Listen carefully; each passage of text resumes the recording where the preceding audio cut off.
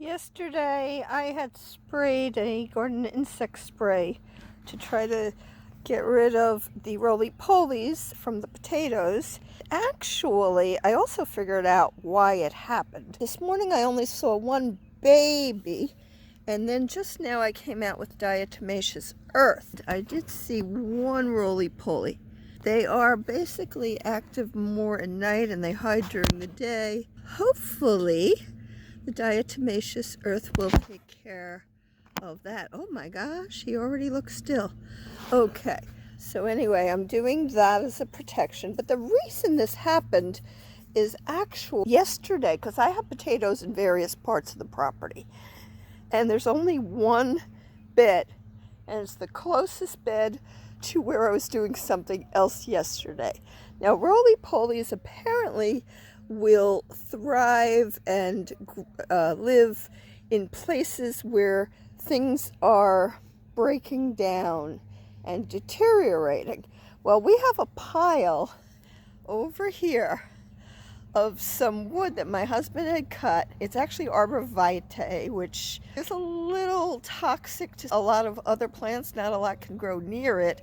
It's a good wood for poles, and I was trying to separate some of the branches and twigs from the real wood that we'll be keeping so we can get rid of that. By disturbing that yesterday, all of a sudden from 0 to many was the population over in this bed, and none of my other potato beds got affected. If you're going to be breaking up debris, either do it right away or do it not during the spring growth season. Maybe do it in the winter or some other time where you're not really wanting all these young plants to develop and thrive.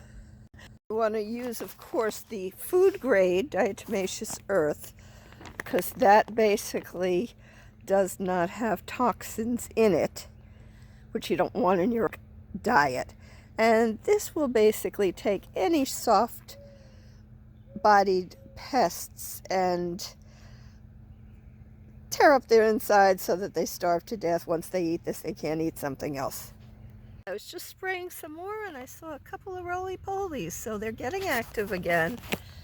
To me, it's not cruel. I'm not growing these potatoes to be devoured by roly-polies. It's so that my family will have food to eat. With diatomaceous earth, if it rains, then you may want to reapply, or it'll work again after it stopped raining and the ground gets dry. So you're not going to want to water right at that time. Okay, I can see them moving a little, and hopefully by morning they'll be dead, or soon after.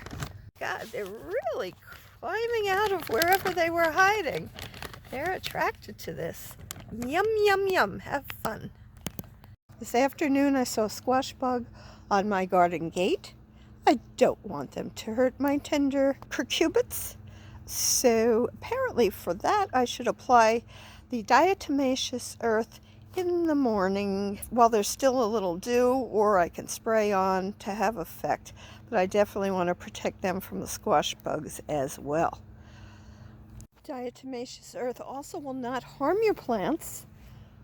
Now, you don't want to have it, let's say, on the petals or in the flower of a plant that a pollinator can be helping you with, because you don't want to kill your pollinators.